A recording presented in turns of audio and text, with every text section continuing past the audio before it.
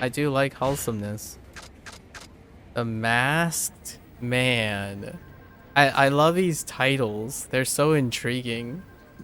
Alright, the client was very taciturn. Yo. Now that is a word I have not heard in a long time. Taciturn. It seemed a little nervous as well.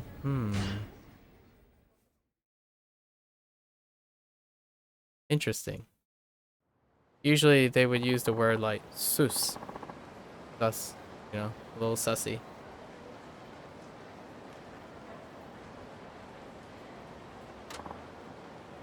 Okay. Where to? A place nobody goes. Somewhere quiet. I guess he wants to be alone. Hey. Understood. Let's go.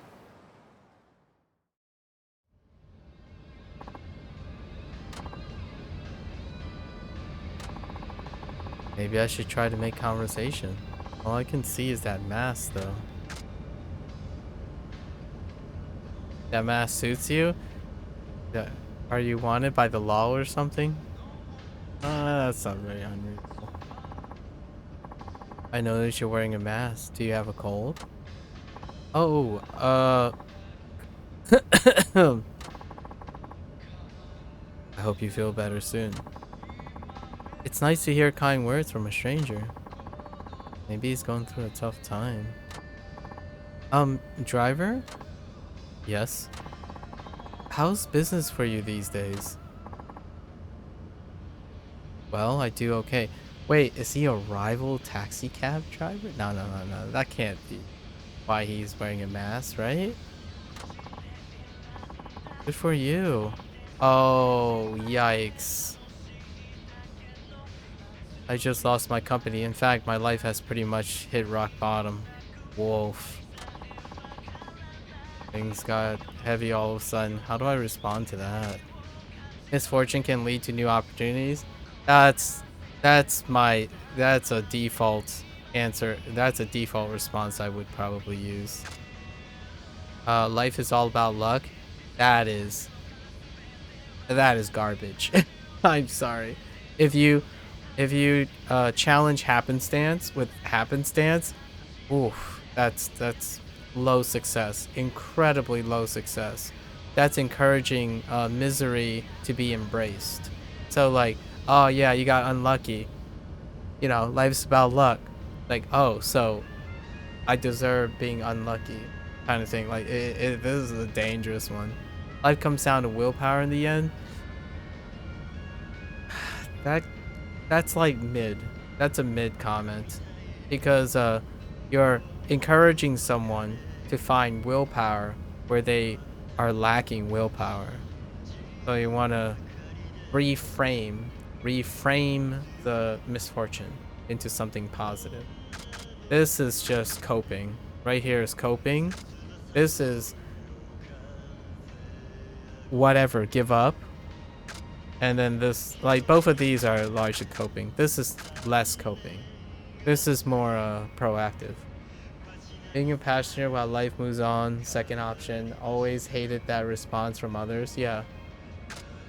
Yeah, these two, like, this is okay, right? This is okay if you find a gritty, incredibly gritty person who dig deep, right? But this is like mid. I would say 40%, like below 50% success rate. This is incredibly dangerous. This is nihilism. Like, you're gonna make it someone just give up, or sit around and have wishful thinking, and that's opposite of proactive nature. But this is a great bend. It's a reframing of something. It's fairly safe. I wouldn't use the word misfortune. I would use something else, but it's a very concise statement. Oh, he actually says something else. Did you ever play on a trampoline as a kid? A trampoline? Yes, but why? When you jump on a trampoline, the deeper you sink, the higher you bounce back. Yeah, so I think the same goes for life.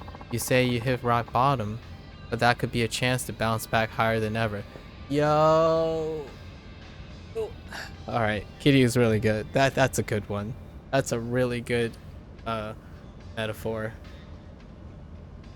That is a really good metaphor. I mean, I guess that's kind of a that's like on the level of a proverb there. I see. I think times of misfortune are good opportunities to try new endeavors. I mean, that's also an incredible deep cut, right? Because Kiryu is actually reflecting on his own life. It's a very apt way of describing something from someone who has Kiryu's life. I like the sound of that. You know, I might just find a spark of hope. See, that gets to the second statement anyways. Like, this person acquired the idea of luck, like life and luck, naturally from a more positive perspective instead of just saying, you know, it's all luck anyways. Oof, that one's not very great. Looks like you managed to cheer. Looks like I managed to cheer him up. Can I ask you to let me out here, driver? Okay. I wonder what he's doing way out here.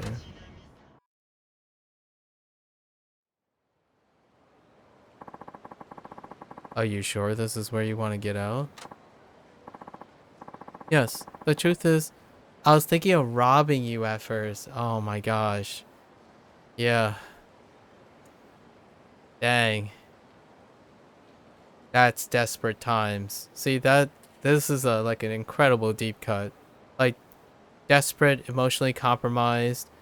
That and Kiryu did the one thing he does well. It sometimes just takes someone to reach in and help and say the things they need to hear at the time to prevent something like this. What? My company fell apart and I've run out of savings. I thought robbery was the only option I had. That explains the mask. But after talking to you, I start to see things differently. Don't worry, I have enough money on me to pay you. Here's the fare, and a little extra on top. Sometimes it just takes kind words. Thank you. I should be the one thanking you. You talked me out of something I would have regretted for the rest of my life. I know things must be hard for you now, but stick with it. He also said the last thing, the whole grit thing, the willpower thing. So he eventually said all of it anyways. I will. I'll work my way up again from scratch, and someday I know I'll find happiness. It seems I somehow managed to turn his life around. Not a bad feeling. No, not at all, Kiryu. Not at all.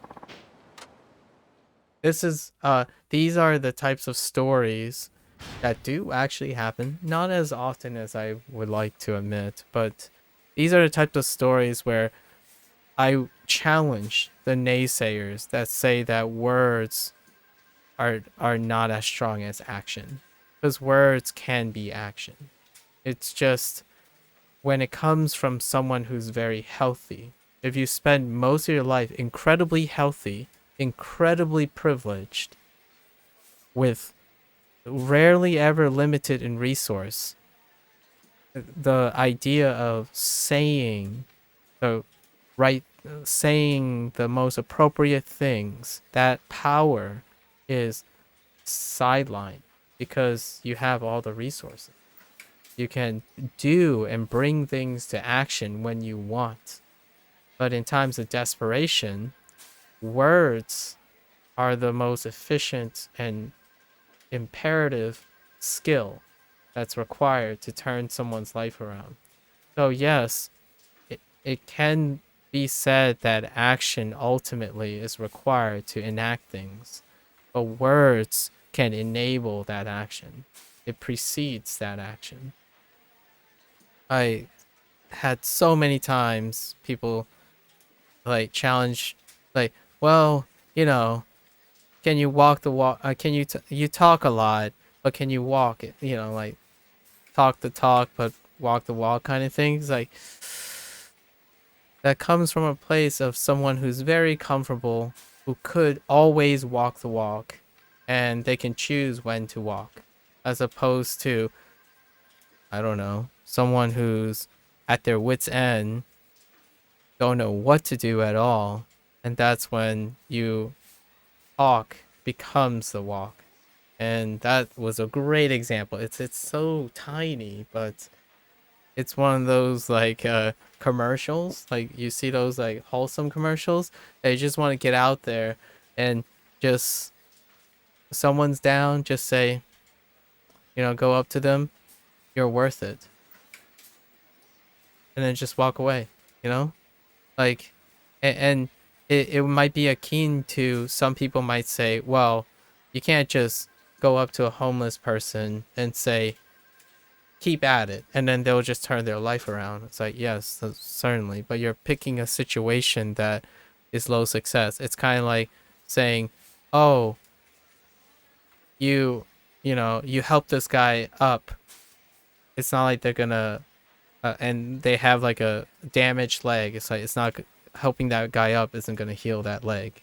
It's the same. You can choose to frame a situation that's in your disfavor, but what you're really comparing to is zero, as in nothing. Whether you talk or walk is compared to nothing. When you see someone suffering, even telling them that you're worth it is more than walking by and choosing not to do anything, right? And I'm not telling you you should feel bad as well for not doing nothing. People choose their circumstances and how they motivate themselves to do so. But it doesn't undercut the importance of being able to say things instead of always having to do. If you can't do, the reason why I emphasize that is some people who can't do anything, right? Can't do anything about it, choose not to say anything about it because words are cheap. That's the like modern standard. Words are cheap. It's like, well, because of personalities like that on the internet, I mean specifically on a platform that uses words, it's kind of ironic because a platform, I'm going to call the internet a platform, almost exclusively relies on using words. And ironically, it is the most weakest form of refined skill.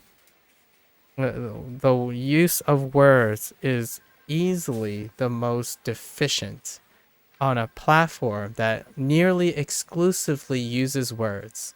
So there aren't advices about how to write text, how to approach a stranger on using text, emojis, and like communication through language is one of the most deficient things on a platform that relies so heavily on it.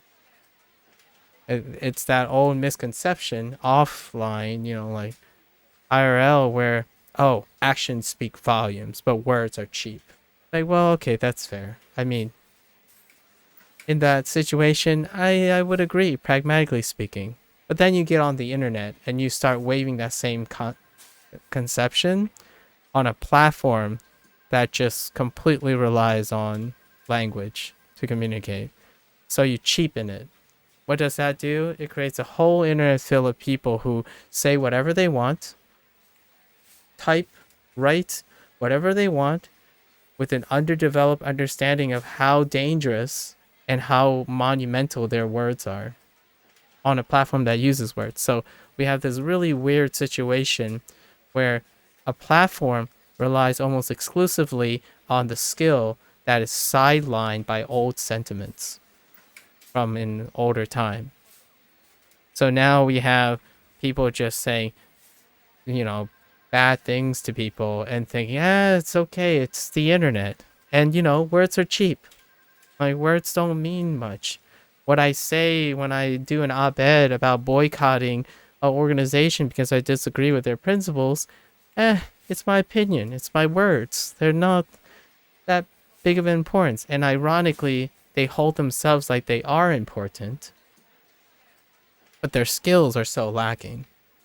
Because it got cheapened early on, where it's like, yeah, you know, people say whatever they want to say, so there's no reason to really hold charisma and language as a priority and as a standard. That's my personal opinion. Obviously, in both IRL, right? The reason, and I'm a minority, I would say, when it comes to this. Just so happens my job in real life requires to have writing skills and communication skills to be successful. But that skill set in many professions offline before the internet age is not very common. Like labor jobs are the most common. And sure enough, there's no way I can ever challenge anyone to say I suck at labor work. I do. I absolutely suck at labor work. But internet is not that. So, by coincidence, it might sound like I'm stating something that, oh, maybe I'm special. It's like, well, I'm not really special, but I'm also in the minority. I just happen to have a different perspective that aligns with the internet right now. Because in my real life, I was in education, and the service you offer is strengthened by communication skills. That's it's worth emphasizing. Communication makes stuff like that so much less common when someone finds be able to say what they need to say to someone. Or if you're doing really, really well, say what you need to do. Say what you can to that person to make them do even better, you know? Like, you can be an enabler too.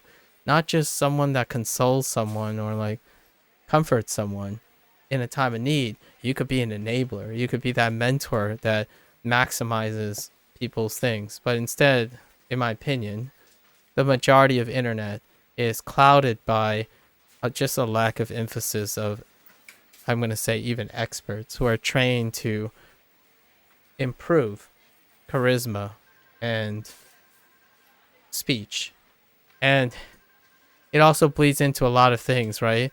Because it doesn't help that in IRL, off the internet, politics and religion are exclusive from the internet for a very long time. And now they're kind of filtering in. But what's happening is there's a cheapening in words. There's a cheapening of requiring to understand and read into language, like implicitness, contextual understanding through text. So when politics and religion start filtering in, it's difficult because those are words. Those are IRL positions that are underappreciated because they're pushed to the fringe because the vast majority of people are action people. They are action professionally, like labor workers and whatnot.